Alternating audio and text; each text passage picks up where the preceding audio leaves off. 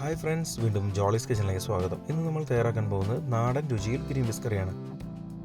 ഈ രുചികരമായ green peas കറി ചപ്പാത്തി, ചോറ്, റൊട്ടി അല്ലെങ്കിൽ പൊറോട്ട എന്നിവയ്ക്കൊപ്പം കഴിക്കാവുന്നതാണ്. നമുക്ക് വീഡിയോയിലേക്ക് കിടക്കാം. ഒരു കുക്കറിൽ 1 കപ്പ് ഗ്രീൻ പീസ് എടുക്കുക.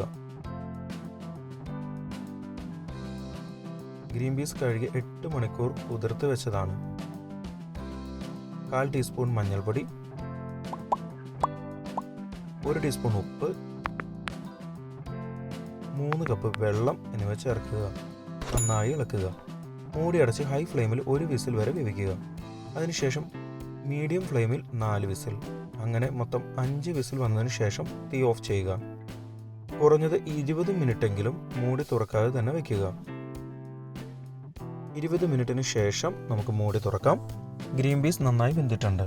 പിന്നീടുള്ള ഉപയോഗത്തിനായി മാറ്റിവെക്കുക. ഇനി ഒരു പാനിൽ 2 ടേബിൾ സ്പൂൺ എണ്ണ ഒഴിച്ച് ചൂടാക്കുക.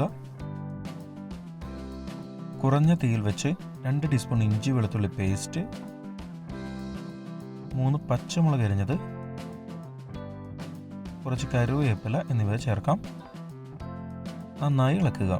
1 മിനിറ്റ് നേരം വഴറ്റുക. അതിനുശേഷം 2 സവോള അരിഞ്ഞത്, 1/2 ടീസ്പൂൺ ഉപ്പ് എന്നിവ ചേർക്കുക. 5-6 മിനിറ്റ് നേരം മീഡിയം തീയിൽ സവോള ചെറുതായി ഗോൾഡൻ നിറമാകുന്നത് വരെ വഴറ്റുക. ഇനി ഇതിലേക്ക് ഒരു തക്കാളി അരിഞ്ഞത് ചേർക്കാം. നന്നായി ഇളക്കി കൊടുക്കുക.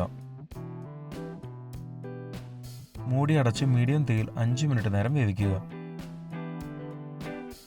5 മിനിറ്റിന് ശേഷം തക്കാളി നല്ല സോഫ്റ്റ് ആയിട്ടുണ്ട്.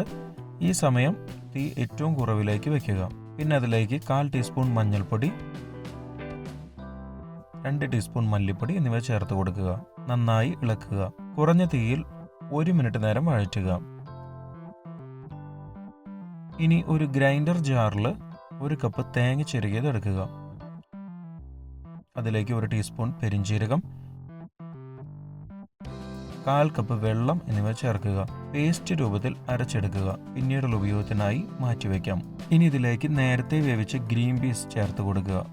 മീഡിയം തീയിൽ തിളച്ചു തുടങ്ങുന്നത് വരെ വേവിക്കുക. തിളച്ചു തുടങ്ങുമ്പോൾ ചെറിയ തീയിൽ വെച്ച് നമുക്കിതിലേക്ക് അരപ്പ് ചേർത്ത് കൊടുക്കാം. ഒപ്പം 1 ടീസ്പൂൺ ഗരം മസാലപ്പൊടിയും ചേർത്ത് കൊടുക്കുക. ഗ്രൈൻഡറിൻ്റെ ജാറ് കഴുകി 1/2 കപ്പ് ചൂടുവെള്ളവും നമുക്ക് ചേർത്ത് കൊടുക്കാം. നന്നായി ഇളക്കുക. ഇതുവരെ നമ്മുടെ ചാനൽ സബ്സ്ക്രൈബ് ചെയ്തിട്ടില്ലെങ്കിൽ ഒന്ന് സബ്സ്ക്രൈബ് ചെയ്ത് സപ്പോർട്ട് ചെയ്യണം. പുതിയ വീഡിയോയുടെ നോട്ടിഫിക്കേഷൻ അപ്പോൾ തന്നെ ലഭിക്കുന്നതിന് ബെൽ ബട്ടൺ കൂടി ഇനേബിൾ ചെയ്യുന്നുണ്ടോ? ചെറിയ തീയിൽ വെച്ച് തിളച്ചു തുടങ്ങുമ്പോൾ തന്നെ നമുക്ക് തീ ഓഫ് ചെയ്യാം. നാടൻ രുചിയിൽ ഗ്രീൻ പീസ് കറി റെഡി. ഈ രുചികരമായ ഗ്രീൻ പീസ് കറി ചപ്പാത്തി, ചോറ്, റൊട്ടി അല്ലെങ്കിൽ പൊറോട്ട എന്നിവയ്ക്കൊപ്പം കഴിക്കാവുന്നതാണ്.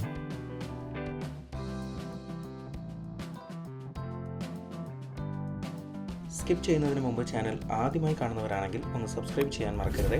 ഇവിടെ ക്ലിക്ക് ചെയ്താൽ ചാനലിലെ ഏറ്റവും പുതിയ വീഡിയോ കാണാൻ സാധിക്കും.